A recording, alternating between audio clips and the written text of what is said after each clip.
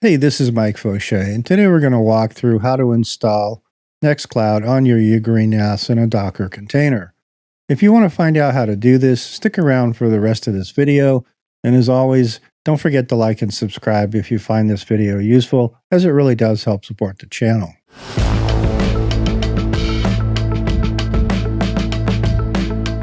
In today's video, I'll go through how to install NextCloud on a Docker container on your Ugreen NAS. I've been using NextCloud for a while now, and I use it mostly for file syncing and for notes. I don't really take full advantage of all the features that are in it, but you can decide exactly which features you want and how to use it. I've had NextCloud running on several devices as my server, but ultimately I chose to move it to my Ugreen NAS, as that's become the central point of my home lab. So it only made sense to put it where I run my other Dockers so I could take advantage of the storage and the network speed. To start with, make sure you have your Docker app installed, and if you don't, go ahead and install it at this point. The first thing we have to do is to create some folders. If you've installed any Dockers in your NAS before, you probably already have a folder called Docker. But if you don't, go ahead and create a shared folder called Docker. Under that folder, we're going to create the folder called NextCloud. This will be the location for the container. Under NextCloud folder, you'll need to create 4 additional subfolders: config, data, db, and Redis. Now let's go ahead and open the Docker app and click on create a new project. Give your project a name and click on the folder icon to select the storage path, which will be the NextCloud folder that you created. In the next step, we need to create the compose file for the container, but to make it easier, I added a link to the text file in the video description below, so that you can just copy and paste the text in, and then we can walk through what needs to be changed.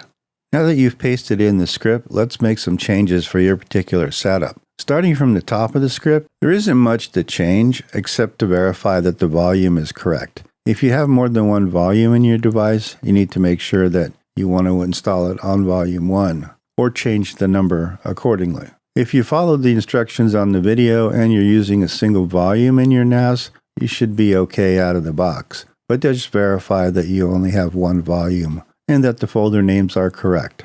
The other thing I wanted to point out is the MariaDB, which is the database behind NextCloud, has a variety of different versions. I'm currently using version 10.11, which is the latest stable version recommended to work with NextCloud. However, if you use the latest command, it will pull down version 12.2 as of the time of this video, but I would recommend just staying with 10.11. In line 10 of this script is where you want to make your first change, and you need to change the password.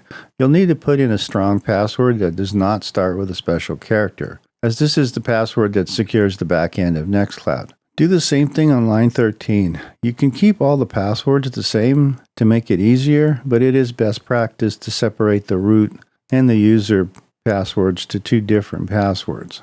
In my setup, I used them the same, but I'll leave that up to you how you want to configure your system. Go ahead and change and put in your own passwords for line 10 and 13.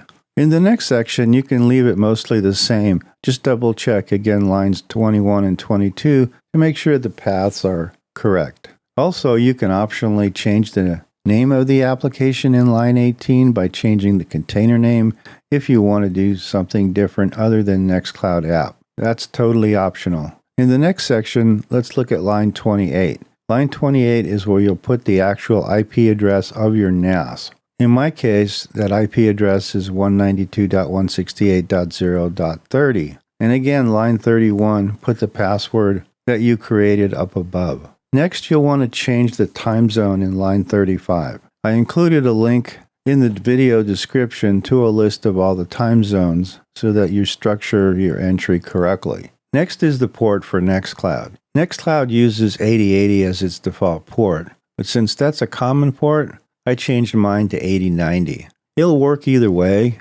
depending on what you have running on your device, but you might as well consider using 8090 to avoid future conflicts. In line 45, you need to change the password to the same password that you created earlier. And again, verify that line 47 matches your own specific application. When you're done, go ahead and select Deploy, and you should see a box that comes up showing the images being downloaded and installed. This may take a couple of minutes depending on your internet speed and your NAS speed. And when it's completed, you should see a running project on your screen. Looking at the containers, you'll also see that there's 3 different containers running to support NextCloud. Now that we have it up and running, let's finish the configuration. Go to your browser and type the IP address from your NAS, followed by the port number that you created. In my example, it would be 192.168.0.30:8090. It will ask you to create an admin password and username. This is unique and has nothing to do with what we did in the Docker container, which is strictly for the backend. This is a unique username and password for the administrator. When you're done, go ahead and click on Install, and you'll be greeted with the screen to install the recommended apps. You can leave all of those checked off and install everything, which is the default, but since I only use this for file sharing and notes, I'm going to uncheck the rest of the list.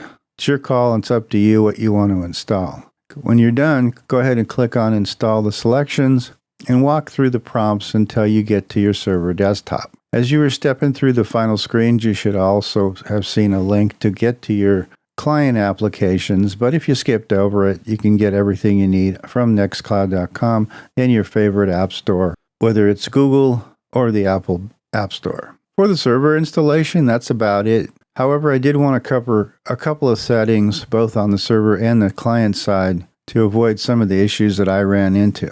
One setting that I would probably recommend that you look at and possibly change is under basic settings. The way that NextCloud executes in the background can be set to different ways. The default is using AJAX, which means that NextCloud won't be updated until it's accessed. This will most likely work for many people. However, there have been issues, especially if your computer goes to sleep. So the alternative is to set it to the cron setting, which forces a kind of a refresh about every 5 minutes. This is the recommended setting. However, I would try both ways and see what works best for you. Though this is not a full tutorial on NextCloud by any stretch, I did want to cover a couple of the settings in the client side that might save you some grief, as I had issues with it in the past. On the Windows and Mac clients, click on the NextCloud icon and select the user, and then select Settings. It will show you all the folders that are currently being synced. Deselect any folders that you don't want synced across that particular device. This is particularly important on mobile devices. Also, if you notice, one of my folders is greater than 50 gigs. If the default settings are used, this folder wouldn't sync without some type of warning. To resolve this, just click on the gear icon and look at the entry under Advanced. Deselect the confirmation option to ask about synchronization so that larger folders will continue to sync without any kind of warning or without pausing. Alternatively, you can increase the size of the folder before you get the warning, but I just prefer to just leave this unchecked. One last thing is on the mobile app, you can make all or any folder cloud only so that it only downloads a file if you need to access it. This saves on precious mobile storage, but remember you have to set that up device by device. One last note is remember that this is set up to be used within your network. So to access this when you're away from home, you'll need to set up a VPN like Tailscale, WireGuard, or OpenVPN to be able to securely access the data and to continue the sync while you're away. Anyway, that's about it for today's video, and I hope you found it useful. If you did, please don't forget to hit like and subscribe, as it really does help support the channel. I have many more tutorials planned, so let me know in the comments if there's anything that you'd like to see. Thanks for watching, and I'll see you on the next one.